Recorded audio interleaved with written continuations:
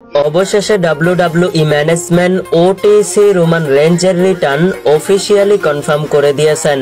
আপনারা অনেকেই রোমান রেঞ্জের রিটার্নের জন্য অপেক্ষা করছেন, তবে এইবার ডাব্লিউডাব্লিউই ম্যানেজমেন্ট দুইটি স্ম্যাকডাউনের জন্য রোমান রেঞ্জের রিটার্ন অফিসিয়ালি কনফার্ম করে দিলেন। বিস্তারিত জানতে হলে ভিডিওটি সম্পূর্ণ দেখতে থাকবেন। বিশেষ করে রোমান রেঞ্জ অনেকদিন ধরেই ডাব্লিউডাব্লিউই এর বাইরে রয়েছেন। সর্বশেষ রোমান রেঞ্জকে আমরা দেখতে পেয়েছিলাম রয়্যাল রাম্বল প্রিমিয়াম লাইভ ইভেন্টে। সেইখানে সেথ রলিন্স রোমান রেঞ্জকে খুবই ভয়াবহ আক্রমণ করেছিলেন। রোমান রেঞ্জকে দুইটা ফিনিশার মারার পর রোমান রেঞ্জের অবস্থা খুবই খারাপ হয়ে গিয়েছিল। এরপর থেকেই মূলত রোমান রেঞ্জ ডাব্লিউডাব্লিউই এর বাইরে রয়েছেন।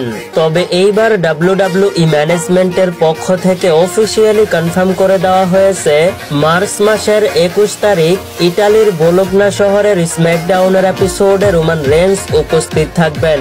বাংলাদেশ সময় আমরা 22 তারিখে দেখতে পারবো। এছাড়াও মার্চ মাসের 28 তারিখ ইংল্যান্ডের লন্ডন শহরের স্ম্যাকডাউনের এপিসোডের জন্য রোমান রেঞ্জকে কনফার্ম করা হয়েছে।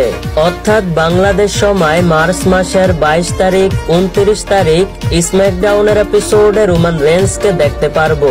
তবে এই বিষয়ে রোমান রেঞ্জ তিনিও গুরুত্বপূর্ণ বার্তা দিয়েছেন।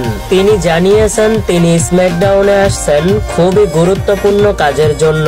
অর্থাৎ রোমান রেঞ্জ কাউকে চ্যালেঞ্জ করবেন অথবা যে কোনো রেসলারের উপরে প্রতিশোধ নিবেন।